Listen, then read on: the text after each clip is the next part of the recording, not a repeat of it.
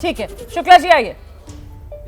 रोहित जैसा बता रहे हैं एकदम सही है। यदि OBC card Bharatiya Janata party की तरफ से खेला जाता है तो उसका सबसे बड़ा इम्पैक्ट दो राज्यों में पड़ेगा, एक हरियाणा एक राजस्थान, क्योंकि नायब सिंह सैनी को फिर कार्ड बनाया जाएगा अशोक गहलोत जी का। लगभग दोनों के समाज ओबीसी के हिसाब से एक आता है।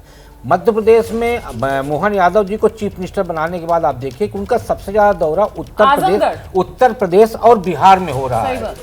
फिर ये जो सारा समीकरण दिख रहा है वो कहीं ना कहीं ये बताता है कि समाज के बीच में भारतीय जनता पार्टी ये संदेश देने का प्रयास कर रही है कि हम हर समाज के व्यक्ति को प्रतिनिधित्व देते हैं, और इसीलिए प्रधानमंत्री बार बार कहते हैं कि हम परिवार को नहीं, हम समाज को प्रतिनिधित्व देते हैं। हाँ। और उन्होंने मोहन यादव को बना के जो है वो विनेबिलिटी है, जिसको आधार बनाकर सारे फैसले लिए जाते हैं। ये भी बीजेपी की तरफ से खुलकर कहा जाता है। रामकृपाल सिंह, जो रोहित जी कह रहे हैं वो बिल्कुल सही मुझे लग रहा है।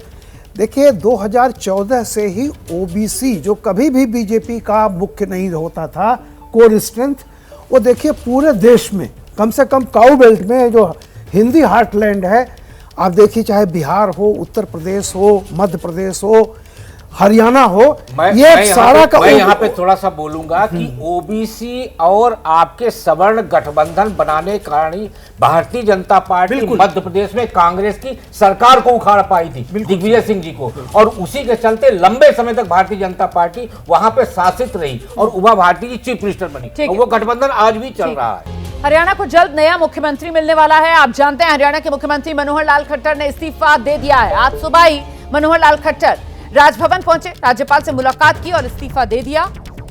इस बीच खबर ये आ रही है कि नायब सिंह सैनी बन सकते हैं हरियाणा के नए मुख्यमंत्री। आज ही नई सरकार का शपथ ग्रहण समारोह संभव है। करनाल से लोकसभा चुनाव लड़ सकते हैं मनोहर लाल खट्टर।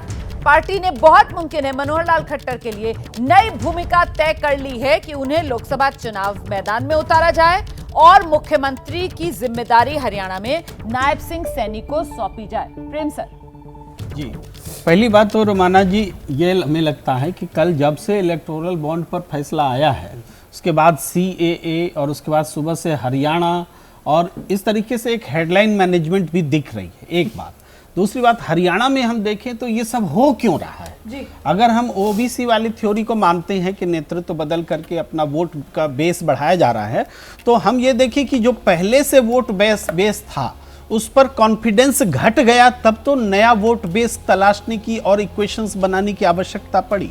तो क्या बीजेपी को हार का डर सताने लगा है कि ये ऐसे ऐसे ऑपरेशंस उनको करने पड़ रहे हैं, नेतृत्व परिवर्तन करना पड़ रहा है? क्योंकि मुझे नहीं लगता कि दुष्यंत चौटाला जी के समर्थन वापस लेने से ये सरकार बदलने की कवायद का कोई संबंध है। बहुमत तो ऐसे भी है, लेकिन ये इसका सीधा संबंध अपने वोट बेस को, नया वोट बेस को तलाशना है, और इसका कारण है कि सरकार को यह खतरा सताने लगा है कि इस आधार पर अगर हम चुनाव में जाते हैं तो हमें करारी हार का सामना करना पड़ सकता है। नजर आ रही है, क्या बीजेपी को डर सता रहा है? उसकी लोकप्रियता क्या हरियाणा में घट रही है? ये सवाल जो प्रेम सर अपनी बात से सामने रख रहे हैं, इसी पर आगे चर्चा बढ़ाएंगे।